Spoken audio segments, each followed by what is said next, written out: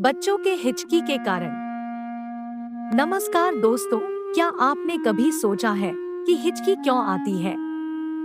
क्या आप जानना चाहते हैं इसके पीछे का विज्ञान?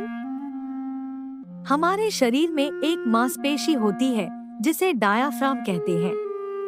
यही हमें सांस लेने में मदद करती है। कभी-कभी यह डायाफ्राम अचानक से झूलने लगती है, जिससे हमारे फेफड़ों में तेजी से हवा भरने लगती है। जब हवा तेजी से भरती है, हमारी गले की जगह पर एक ध्वनि पैदा होती है, जिसे हम हिचकी कहते हैं। लेकिन क्या आप जानते हैं, यह डायाफ्राम क्यों झूलती है? विज्ञानी यह तभी तक समझ नहीं पाए हैं। लेकिन यह जानना महत्वपूर्ण है कि हिचकी केवल अस्थायी होती है और कोई बड़ी समस्या नहीं होती। धन्यवाद।